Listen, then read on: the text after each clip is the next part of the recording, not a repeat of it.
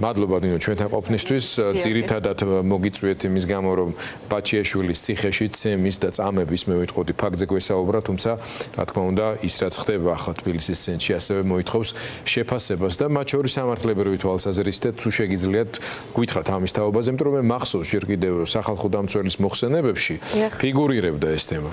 უსაფრთხო საცხოვრებელ გარემოზე კი პირველ რიგში ძალიან მძიმე დღე იყო ადამიანური ტრაგედიებით დამთავრებულა და ასევე ქვეყნისთვისაც ძალიან მძიმე ამბები ხდება ეს ორივე ერთმანეთთან გადაჯაჭვულია ხომ ის რაც ხდება საქართველოსთან მიმართებით ეს ყველაფერი ეს პროცესები ადამიანურ ტრაგედიებზე აისახება და ურთიერთგამომწვევია ეს ყველაფერი მე მინდა მიუსამძიმრო გარდაცვლილის ოჯახს და გამოთქვა უდიდესი სურვილი რომ ეს იყოს ბოლო მსხვერპლი ამ არ არის ეს ტრაგიკული შემთხვევა ამაზე მე საჯაროთაც გავაკეთე კომენტარი და უკვე არაერთმა ისაუბრა რომ როდესაც ასეთი თვალხილული დაზიანება არსებობს ხომ ანუ ეს ხომ მართლაც არ მოითხოვდა ექსპერტულ შეფასებას მხოლოდ ხომ რაღაცა საძირკველში იყოს და მათ შორის ადგილობრივებიც ამბობდნენ რომ ჩვენ ვიცოდით ეს ხომ და არ არის იქ რაღაცა ან აღნიშვნა გაკეთებული ან შემოსაზღვრული რომ არის ავარიული, არის საშიში.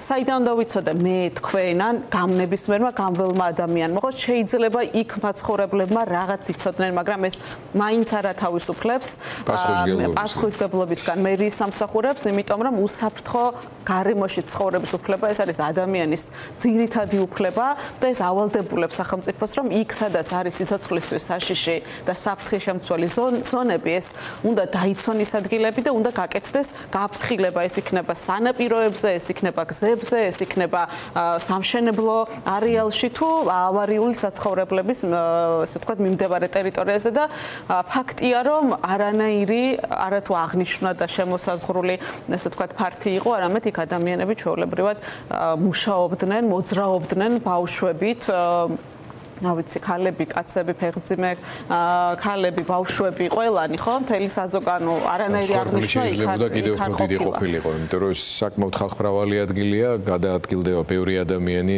ქვევით არის დეზერტირების ეგრეთ წოდებული საკოლმეურნეო ბაზარი, ასე ვთქვათ და უამრავი ხალხი.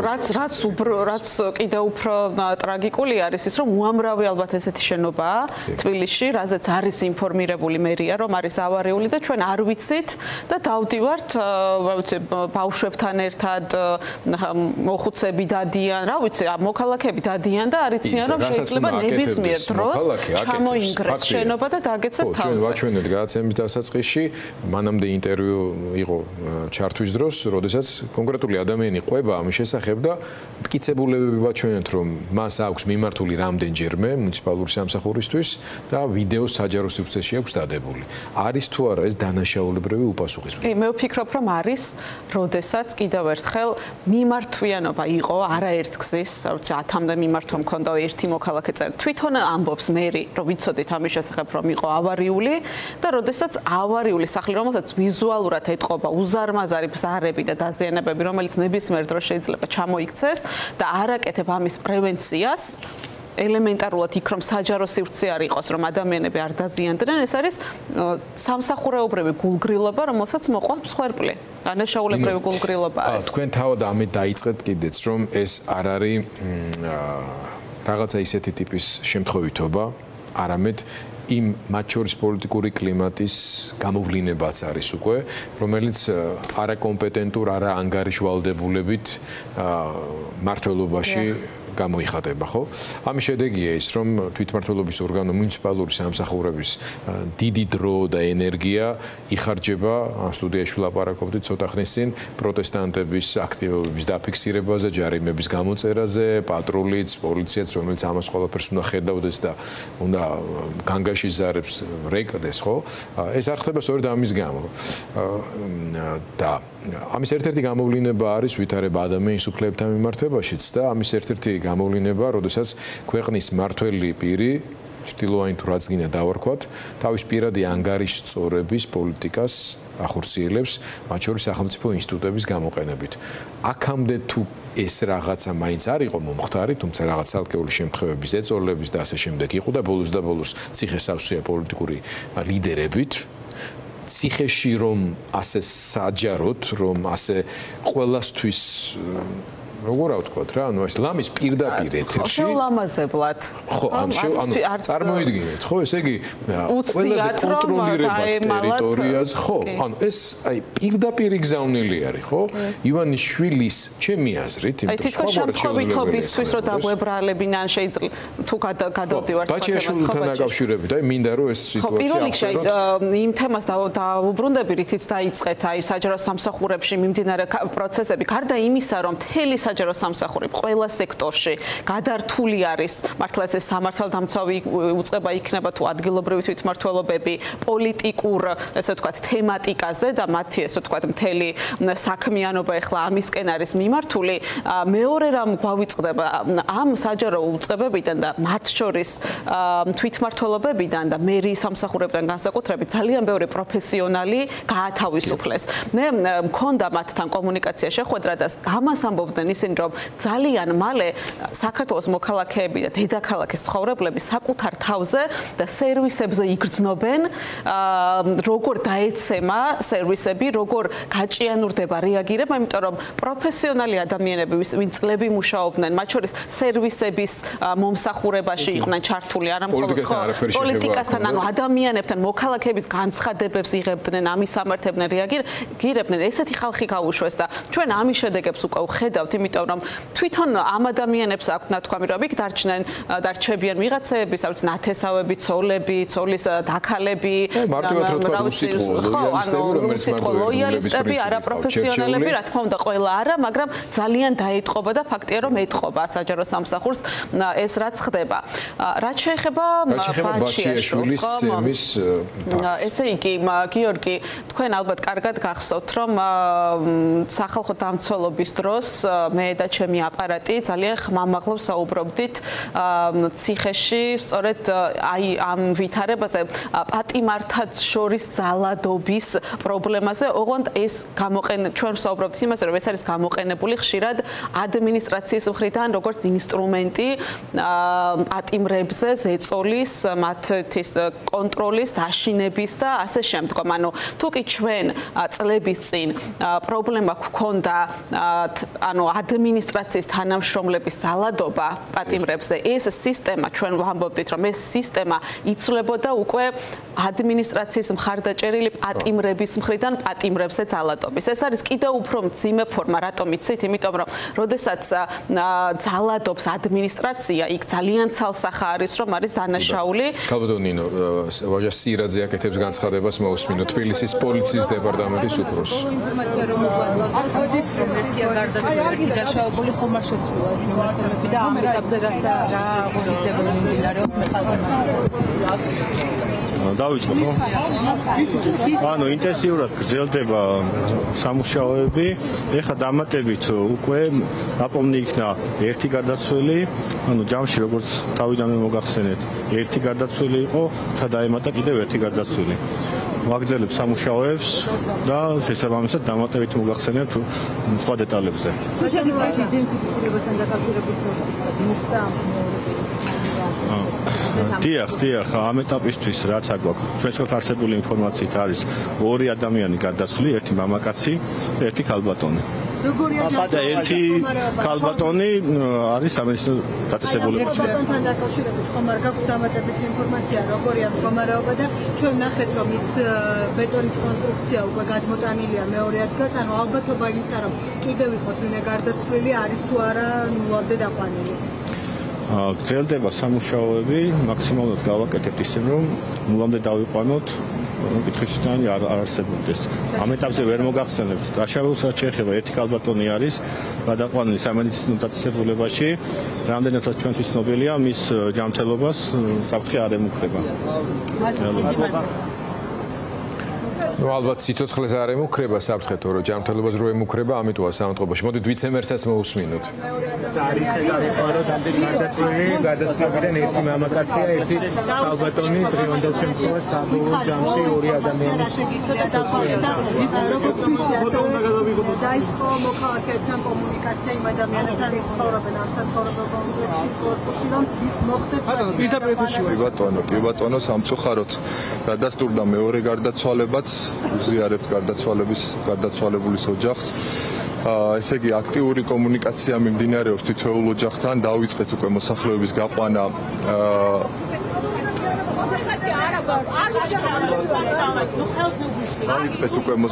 გაყვანა სასტუმროებში.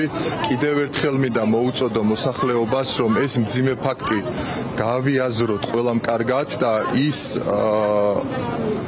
რასაც მერიას თავაზობს და მუნიციპალიტეტის თავაზობს მოსახლეობას მაქსიმალურად დავთანხმდეთ ამ ყველაფერს. როდესაც ავარიული არის შენობა ნაგებობა და როდესაც საქმე ეხება ადამიანის სიცოცხლეს, ყველა კიდევ უფრო მეტი პასუხისმგებლობით მიუდგეთ ამ ყველაფერს, მით უმეტეს იმ ფონზე, როდესაც დედაქალაქის მერია ყველას თავაზობთ თითო, ანუ ყოველგვარი დანახარჯის გარეშე ჩვენ უზრუნველყოფთ, გადავიყვანოთ სასტუმროებში ეს ხალხი, დროებით საცხოვრებლად დავაკმაყოფილოთ, მოხდეს ავარიული შენობა ნაგებობის დემონტაჟი, ახალი სახლების კორპუსების მშენებლობა და გარემონტებულ ფორმით გადავცეთ ეს მაცხოვრებლებს და კიდევ ერთხელ მოუწოდებ და ვთხოვ დედაქალაქის მოსახლეობას, რომ ეს შემთხვევა, ეს უბედური შემთხვევა მაინც ავიღოთ მაგალითად, რათა მომავალში ავიცილოთ აღნიშნული. თქვენ გესმის რეპლიკები მოსახლეობის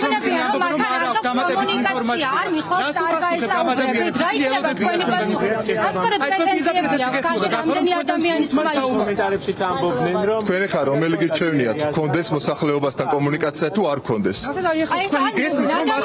მოგწადით, ეხა მე რატომ მეუბნები რა დამაცადე, პასუხი გავწევ რა. სხვაებიც მეკითხებიან და პასუხი დამაცადე. როდესაც საგამოძიებო მოქმედებები დასრულდება, ხვალ დილითვე, ვინც დაინტერესებული პირები იქნებით, ყველა შეგვიძლია შემოგატაროთ სასტუმროებში და განახოთ ის ოჯახები. მე არა, მოსახლეობა მე არ უნდა შემომატარებულებით. კიდევ ერთხელ გეუბნებით. ყველა აი ხა თქვენ გესმოდათ ეხლა ერთი წუთი თქვენ გესმოდათ ეხლა რას პასუხს არ მაქვს და მაგითო. ეხლა ნუ აქტიურობ და პასუხი არ გაიგე. აი ნახეთ, აი ერთი წუთი რა. ეხლაც აი ამ წუთის მდგომარეობით, ხო იცით რა შემთხვევა მოხდა? სამი ოჯახი არის წინააღმდეგი გამოსვლაზე. კიდევ ერთხელ ვამბობ, მოუწოდებ მოსახლეობას პასუხისმგებლობით მიუდგეთ. ჩვენ გვესმის ეს თქვენ მოსახლეობას რას პასუხობთ? უბედური შემთხვევები ავიცილოთ თავიდან.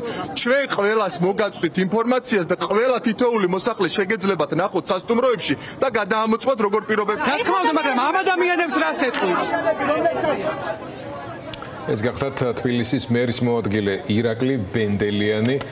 საგულისხმიერო აქცენტი კეთება კვლავ იმ შენობის მცხოვრებლებზე, მობინადრეებზე, არადა ის რაც მოხდა ახლა საბედნიეროდ შენობა კი არ ჩამოინგრა შიგნიდან, არამედ შენობის ნაწილი ჩამოვარდა, რომელიც გამოკიდებული იყო ჰაერში თვეების განმავლობაში და დაეცა რიგი ჩვეულებრივ გამვლელებს და არა იმ შენობის მობინადრეებს. შეგიძლიათ დააკომენტაროთ. ძალიან ძიმეა ემოციურად ახლა ამ ყველაფრის მერე საუბარი, ანუ უყურებ ადამიანებს და საუბრობენ, ესე იგი, მთლიანად აქვთ ბრალი გადმოტანილი მოქალაქეებზე. ანუ ერთი წამით არც ერთ თანამდებობის პირს მერიიდან საკუთარ თავზე არ აუღია ბრალი. ანუ ადამიანს უყურებდი და მოქალაქეებს აბრალებდა. რომ აი რა შუაშია იქ ვიღაცა მაცხოვრებელი გაურიგდა თუ არა ვიღაცა ბიზნესს. მაცხოვრებლები ხო არ დაზარალდნენ, გამვლელები და იქ მდგომები დაზარალდნენ.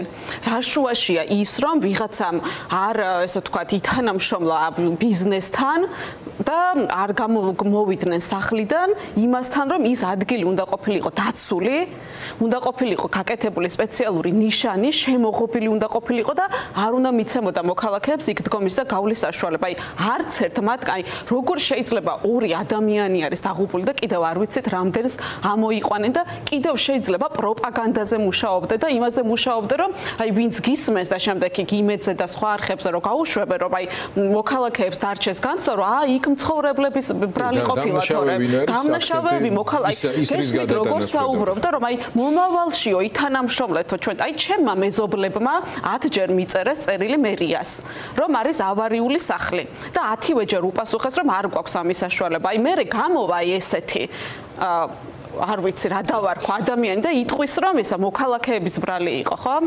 მოусმინოთ ქალბატონი ვერ უკავშირდები 7 საათის შემდეგ იმიტომ რომ სულ გამოდის კომუნიკაციაზე აბსოლუტურად სულ გვაქვს კონტაქტი მასთან სავარაუდოდ და დადასტურებულად როგორც ხვდები რახან აქამდე არ გამოსულა კონტაქტზე მოყოლილია ცინკარების ქვეშ ვიხოცები რომ ინფორმაცია მომცენ რაღაცა მაინც ჩამოგდონ ადამიანებად მისი დადე და ჩემი 76 წლის ქალი რომელიც აი აქ ბორდიურზე 7 საათის შემდეგ ხან კაპლით ვასულიერებთ და ხან წყლით ვასულიერებთ ერთი ინფორმაცია საერთოდ ინფორმაცია არ აქვს შევაწუხე ეს საწყალი ბიჭები პოლიციელები ამათთან მე არაფერი პრეტენზია არ მაქვს ამათ სხვა ინფორმაცია არ აქვს არ გვაგდებენ არაფერს ანუ მიცვალებული მაინც რომ მიცვალებულია ბატონო ვიცი რომ გადაიყვანეს გარდაცვლილი ერთი გადაიყვანეს სამხარაოში ჩვენ რა გავაკეთოთ როგორ მოვიქცეთ არავინ არაფერს არ მეუბნება პრობლემა დაგიკავშირდებიან ვინ დამიკავშირდება ჩემი ტელეფონის ნომერი არავის არ მიმიცია და არ ვიცი ვინ დამიკავშირდება აქამდე არავინ არ დამკავშირებელია 12 საათია მე მგონია რა 7 საათიდან აქაა ვარ დიდი მადლობა უსმენთ მოქალაქეს რომელსაც ნუ რა ვიცი რა კომენტარი უნდა გავუკეთოთ ხედავთ სახელმწიფოს და მუნიციპალური სამსახურების აბსოლუტურ დისფუნქციურობას ამ დროს ფილმებში მაინც არა აქვთ ნახი რომ საინფორმაციო ცენტრი იქმნება პირველ რიგში კავშირი აქვთ ადამიანებთან რომლებსაც აქვთ ეჭვი რომ მათი ოჯახის წევრები შეიძლება იყვნენ ამ ტერიტორიაზე სრულიად ნათელია ქალბატონი რომლის ოჯახის წევრიც იმ ადგილზე გადაადგილდებოდა არ გამოდის კავშირზე დიდი ალბათობით აშკარად ამ ტერიტორიაზე არის ტელევიზიების ეთერში ამბობენ რომ ოჯახის წევრები ყავს იქ და არ გამოდიან კავშირში. როგორ შეიძლება რომ არავინ არ ესაუბრებოდეს. პირველადი დახმარება, ფსიქოლოგიური დახმარება ჭირდება ამ ადამიანებს და კომუნიკაცია და აი არ ვიცი ეს რა განუკითხაობა საერთოდ განუკითხაობასთან ერთად არის სრული არაკომპეტენტურობა. არაკომპეტენტურობა ხალხო შეეშვით პოლიტიკას არაკომპეტენტური ხალხი საშიშია თქვენი სიცოცხლისთვის, ჩვენი ოჯახის წევრების ჯანმრთელობისთვის. ეს გავიაზროთ პირველ რიგში რაც ემართება ახლა ქვეყანას. დაივიწყეთ პოლიტიკური პოლიტიკა, იფიქრეთ პოლიტიკაზე, რომლის შედეგადაც ჩვენ ყველანი მზარალდებით, ზიანდებით, სრულიად უდანაშაულო ადამიანები ვარდებიან ამ მდგომარეობაში. ეს არის არაპროფესიონალიზმის, არაკომპეტენტურობის, კორუფციის დანაშაულებრივი გულგრილობის შედეგები, რომელიც სრულიად შემთხვევით აკითხავს ისეთ ადამიანებს, რომლებიც არ ვიცი შეიძლება საერთოდ ტელევიზორში რო ხედავენ რაღაც პოლიტიკურ კომენტარს, რთავენ რომელიმე სერიალზე. ეს გავიაზროთ ყველამ, რომ უკვე ვართ მაგ ფაზაში, ამ ეტაპზე პირდაპირ სიმბოლური, გადატანითი და ფაქტობრივი მნიშვნელობით ქვეყანა და ქალაქები გვენგრევა თავზე.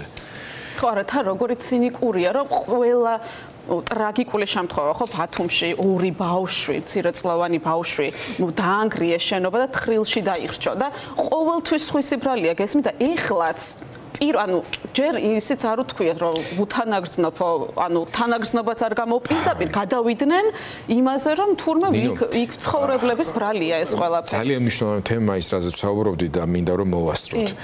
ადამიანი ახლაც არის გამოკეტილი საკანში და არანაირი გარანტია არ გვაქვს არავის რომ მას უარესის დაემართება. აი ერთადერთი რაც არ უნდა უცნაური იყოს, აი მაყურებელმაც რო გაიგოს, რის გამოც შეიძლება ჯერ მშვიდად იყოს ბაჩიაშვილის ახლობელი ოჯახის წევრი რომ მას არ მოკლავენ აიქ.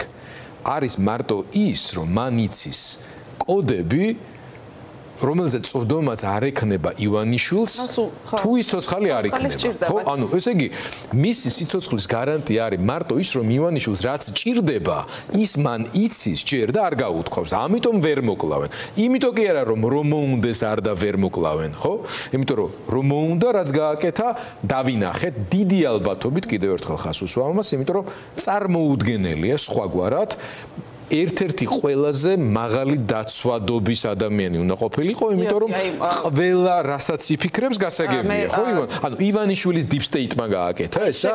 ივანიშვილი ვერ აკონტროლებს სიტუაციას და ხელისუფლება, deep state-მა გაუკეთა თავის ციხეში? შეგახსენებთ, როდესაც ბაჩიაშვილი მას იყო საზღვარგარეთ, მან გაავრცელა განცხადება, რომ მის სიცოცხლეს ემუქრებოდა საფრთხე. და შემდეგ, როდესაც ის გაიტაცეს და ჩამოიყვანეს საქართველოში, თუ გახსოვთ თქვენ ირაკლი კობახიძემ გააკეთა კომენტარი, რომ აიო, რო ემუქრებოდაო საფრთხეო, ეხლაო ციხეში იქნებაო და ჩვენ დავიცავთ მის უსაფრთხოებასო. ეხლა ამ ცინიკურ კომენტარსო თავი დავანებოთ, ანუ წარმოიდგინეთ, ბაჩიაშვილი არის პატიმარი, რომელიც მომეტებული საფრთხის ქვეშ იყო, იმიტომ რომ მან თვითონ თქვა, რომ ის ასე ვთქვათ, მას ჰქონდა ინფორმაცია, რომ იყო საფრთხე. ამაზე პრემიერმაც კი, კობახიძემაც კი გააკეთა განცხადება, რომ ჩვენ მოვუვლით მის უსაფრთხოებას, ანუ ყველა ინფორმირებულია, რომ მის მიმართ არსებობს მუქარები. და ასეთ პატიმარს უსახლებენ ვიღაცა პატიმარს და დამერწმუნეთ ეს წესი არის არ შეიძლება კონფლიქტური ესე ვთქვათ პატიმარი მით უმეტეს და დარწმუნებული ვარ ციხის ადმინისტრაცია მიცის ყველას პატიმრის შესახებ აქვს დახასიათება ვინ რა რისკის და რა ტიპის და რა ტიპაჟის და მოძალადეა თუ არა რა თქმა უნდა ხო როდესაც უსახლებენ პატიმარს განზრახ ანუ ის მარტო კი არ არის რომ უსაფრთხოდ იყოს არამედ ვიღაცას უსახლებენ რომელიც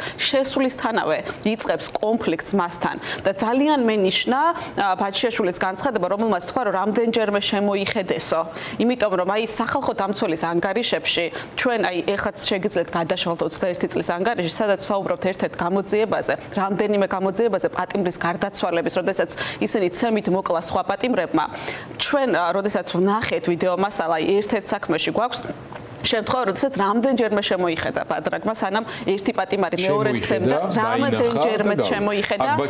შემდეგ შემოვიდნენ, დაამთავრებინეს სცემა, მოკვდა ის ადამიანი და შემდეგ გაიყვანეს. აი ესეთი საქმეები გვაქვს და ამ საქმეებზე ვწერდით და რა თქმა უნდა, ეხლა ანუ ვერავინ ვერ დამარწმუნებს, რომ ბაჩიაშვილის საქმეში ეხლა უსებ შემთხვევით ვიღაცა შეუსახლეს და არ იცოდნენ კონფლიქტური იყო, ჯერ რატო შეუსახლეს. არ შეიძლება, როდესაც მაღალი რისკის პატიმარია ამ შემთხვევაში დაცვის მაღალი სტანდარტი უნდა იყოს მასთან მიმართებით გატარებული. თან ვიდეო მეთვალყურეობას რაც აქვს ეხლა პირველ რიგში რა უნდა მოხდეს, რა უნდა გაკეთდეს, რომ დანაშაული არ დაიფაროს და რაღაცა მათ მიერ მოგონილი ინტერპრეტაციებით არ დაიდგა სპექტაკლი. პირველ რიგში უნდა იყოს ამოღებული ვიდეო სამეთვალყურეო მასალა, სახალხო დამცველმა დაუყოვნებლივ უნდა მოითხოვოს. უკვე მიმართა მე დღეს ვესაუბრე მას და დამიდასტურა რომ დაარქივებინეს. კი ბატონო, ნახოს უნდა მოითხოვოს უნდა წდომა.